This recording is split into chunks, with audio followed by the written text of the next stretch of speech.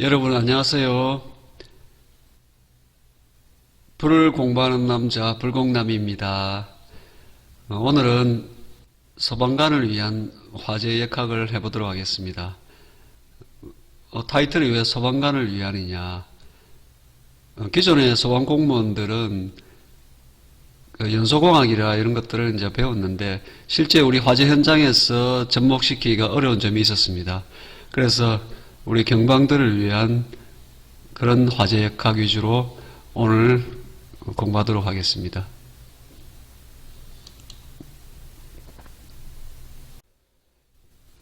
저는 99년도에 간부부생으로 임관했고 2002년도에 미국 피츠버그 대학에서 6개월 연수를 한 뒤 경북 소방학교에서 4년 동안 화재진압 강의를 하였습니다.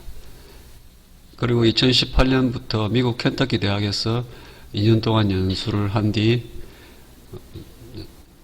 소방학교에서 화재 성상과 소방관 안전 강의를 하였고 현재 경북 청송소방서장으로 있습니다. 경남교육대, 제주교육대 등 교육대에서 신규자, 화재대응반, RIT, 그리고 대응팀장 등 전문과정을 이제 강의를 출강하였고, 사회부교육으로는 미국 UL이라는 기관의 소방관 안전연구소에서 운영하는 아카데미에서 한 11개의 과정을 이수를 했습니다. 그 다음은 참고 자료입니다. 저서로는 이런 것들 외국 자료들이 있고요. 그 다음에 이제 국내 자료, 화재공학 원론, 그리고 이런 것들, 마스터 소방기술사, 이런 책들을 이제 오늘 화재공학, 화재 역학에 좀 많이 참고하였고, 다음은 연구자료입니다. 미국의 UL이라는 기관에서 연구한 데이터거든요. 여기 보면 예를 들면 이게 이제 펜을 활용한 이제 그 전술들 이런 것들에 대한 이제 연구인데 이게 1560페이지 정도 될 겁니다. 이런 부분들을 이제 해석을 해서 연구를 하고 그리고 이제 정리를 하였습니다. 계속해서 연구 자료를 보면 쇼핑몰에 있어서의 배연의 영향, 주택 화재에 있어서의 배연, 수직 배연과 그리고 진압 전술, 실내와 실외, 외부 방수가 소방공무원의 안전과 그리고 거주자의 생존에 미치는 영향, 그리고 주택 화재에 있어서 물을 어떻게 뿌려야 효율적인지, 워터 매핑이라고, 그리고 호스 스트림이 우리 이제 방수죠, 방수. 방수를 할 때 공기를 끌어들이는데 얼만큼의 공기를 끌어들이는지, 그리고 지하실 화재의 성상들, 그리고 주택 화재에 있어서의 전술, 그리고 더 효과적인 전술들 개발, 그리고 바람이 부는 화재에서의 전술, 그리고 하이라이즈라고 고층 건물에서의 팬을 적용시켰을 때의 이제 평가, 그리고 이런 것들이 한 3000페이지 정도 되는 것 같더라고요. 그리고 그 부분들 한번 해석을 해서 한번 연구를 해봤습니다. 그리고 제 욕심 같아서 이게 전체를 다 여러분들한테 알려드리고 싶은데 가능할지 모르겠습니다. 한번 하는 데까지 해보도록 하겠습니다. 그리고 미국에서는 이런 연구 결과, 요게 2015년 전후로 해서 나온 연구 결과이기 때문에 이걸 가지고 NFPA 1700이라는 가이드라인을 만들었습니다. 이게 건축물 화재에 있어서의 가이드라인인데 NFPA는 강제조항이 아니거든요. 그래서 만약에 캘리포니아 주 같으면 그 주에서 이 NFPA 1700을 자기들이 이제 도입을 하겠다고 하면 그 주에 있는 모든 소방관서들은 이제 이걸 가지고 SOP를 수정을 하고 그리고 전술을 적용하는 거죠. 그래서 거의 모든 주가 지금 이 연구 데이터 덕분에 전술이 많이 바뀌었습니다. 지금 그런 실정이고, 유럽에서도 그 강사들이 이런 연구 데이터를 많이 인용을 하고 있습니다. 그리고 마지막으로 순직 보고서를 참고를 했습니다. 그리고 사이버 교육은 열 전달이라든지 서방 전술과 배연 이런 것들에서 한 11종류 있습니다. 그럼 연소부터 시작하도록 하겠습니다. 첫 번째 열분해인데, 목재를 예를 들면 목재 같은 경우에는 리그닌이라든지 아니면 셀룰로스, 헤미셀룰로스, 얘들이 목재를 구성하는 성분들입니다. 리그닌은 20에서 30% 정도 포함되어 있고, 리그닌의 분자 구조를 보면 탄소가 31개, 수소 34개, 산소 11개의 분자, 이 단위 분자가 N개만큼 모여 있습니다. 즉 무한정 모여 있다는 거죠. 이게 우리는 고분자 화합물이라고 하죠. 이런 식으로 고분자 화합물을 이루고 있는데, 여기에 열을 가하면 결합되어 있는 이 부분들이 약한 부분들이 끊어지게 됩니다. 끊어지고 다시 모여서 결합을 해서 새로운 생성물을 만듭니다. 그 새로운 생성물을 보면 물, 이산화탄소, 일산화탄소, 메탄올, 수소, 타르 등 200여 종이 목재의 경우 열분해 시 발생한다고 합니다. 그럼 여기서 우리가 가연성 가스는 뭘까요? 메탄올하고 수소 같은 경우는 가연성인 줄 알고 있는데, 일산화탄소는 가연성일까요? 보통 우리는 이제 독성인 줄은 알고 있지만은 이 가연성인지 모르는 경우가 있는데, 일산화탄소가 가연성입니다. 가연성이고 위험한 거죠.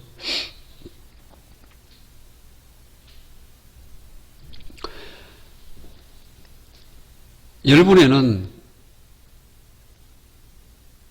고체에서 발생을 합니다. 고체 가연물에서 발생하고, 이 정의를 보면 열이 가해져 분자를 활성화시켰을 때 약한 결합이 끊어져서 두 가지 이상의 성질이 다른 새로운 물질을 만드는 반응이라고 나와 있습니다. 우리가 화재 현장에서는 보통 고체 가연물이기 때문에 우리는 화재역학에서 일반적으로 열분해를 주로 다루게 됩니다. 그런데 열분해 말고 우리가 액체 같은 경우에, 휘발유 같은 경우에 열을 가하게 되면 유전기가 나오죠. 그런 경우는 우리가 열분해라고 하지 않고 정발이라고 합니다. 정발. 그리고 액체가 기체가 되는 건데, 정발이라는데 정발은 잘 다루지 않고 있습니다.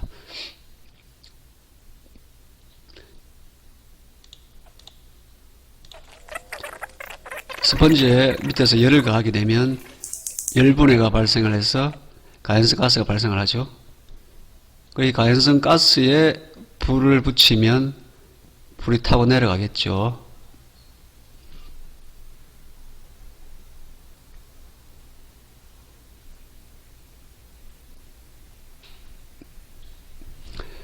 그래서 이 스펀지 위에 이제 불이 붙게 되는데, 실질적으로 스펀지가 불에 타는 게 아니고 스펀지 위에 올라오는 열분해 생성물에 있는 가연성 가스가 불이 붙는 거죠. 그렇죠. 그리고 옆에 이제 나무 같은 경우도 지금 열분해를 하고 있습니다. 열분해를 할 때는 하얀 연기가 나오죠. 다음은 연소의 3요소에 대해서 알아보겠습니다. 우리 공부하실 때 많이 외우셨죠. 가산점, 가연물, 산소, 점화원. 자, 요 세 개가 반응을 해서 연소 생성물을 만들고, 그리고 열을 발생시키죠. 열은 우리가 반응을 하면 발열 반응이라든지 흡열 반응이 나오게 됩니다. 그것도 발열 반응 같은 경우는 이제 열을 발생하게 되겠죠.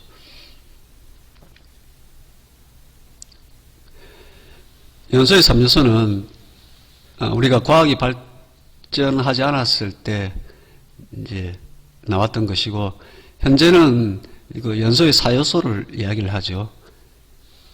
연소의 4요소를 보면 가연물에 열을 가했을 때 열분에 의해서 연소 생성물이 발생을 합니다. 그럼 이 연소 생성물에 이 열이 가게 되면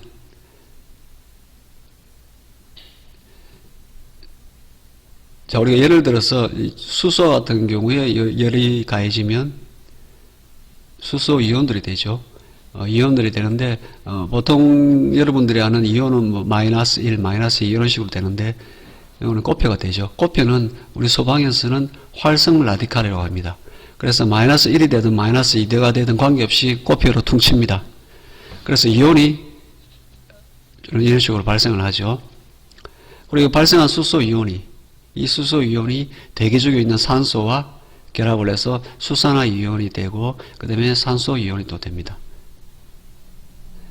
그리고 이 수산화 이온이 다시 열분의 생성물 H2와 결합을 해서 물과 그리고 H 수산화 이제 수소 이온을 만들죠. 자, 이런 식으로 해서 이온들이 연쇄 반응을 해서 이온들을 많이 발생을 시킵니다. 그럼 이 많이 발생한 이온들은 서로 충돌을 해서 연소 생성물을 발생을 시키고 그리고 열과 빛을 냅니다.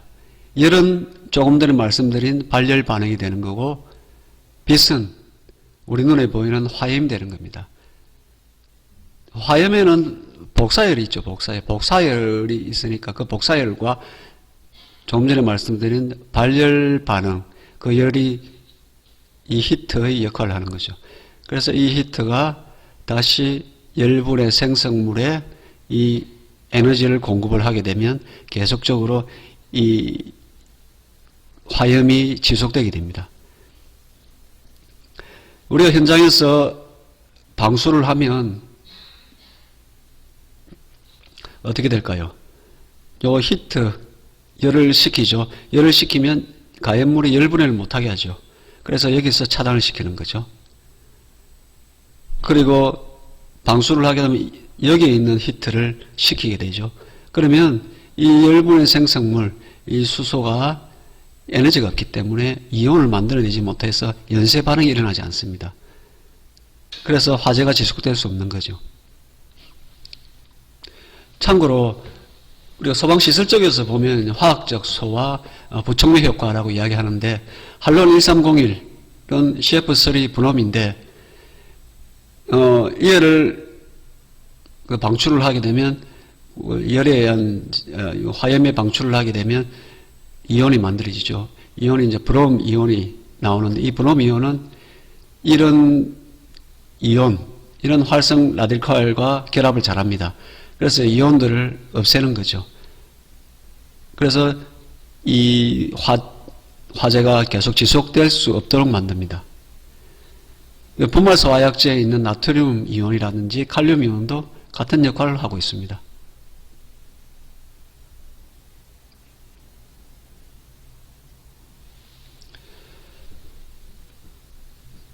다음은 완전 연소에 대해 알아보도록 하겠습니다. 열분의 생성물 메탄 CH4로 존재합니다.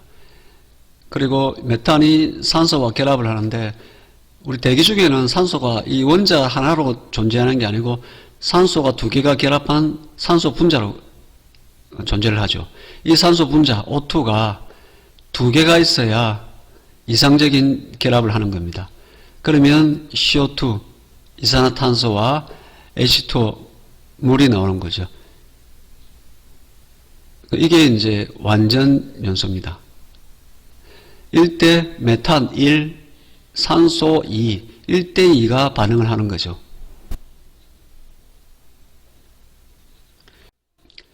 자, 이런 식으로 완전 연소가 될 때는 위에 연결하지 않습니다. 그런데 이 연결은 뭘까요?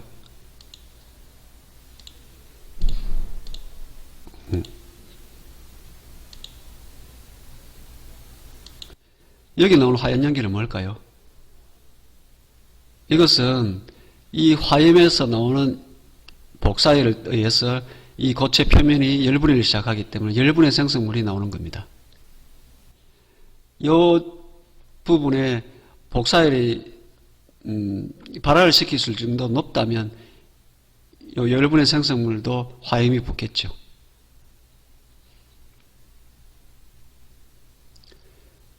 이런 식으로 천장에는 지붕에 화염이 있을 때 여기에 이제 산소가 공급이 잘 된다면 완전 연소로 해서 이쪽에는 연기가 나지 않겠죠. 다음은 불완전 연소입니다. 메탄이 두 개가 있습니다. 메탄이 두 개가 있으면 완전 연소가 되기 위해서는 4개가 있어야 되죠. 조금 전에 1대1 했으니까. 그런데 3개밖에 안 됩니다. 한 개가 모자라죠. 산소 분자가. 그때는 일산화탄소 그리고 물이 나옵니다. 일산화탄소가 나오고 다시 메탄이 한 개 있을 때 산소 분자가 한 개 있습니다. 그래서 한 개가 모자라죠. 산소가. 이때는 카본 고체 덩어리가 있고 그리고 물이 나오죠. 그럼 불완전 연소일 때는 어떤 위험성이 있을까요?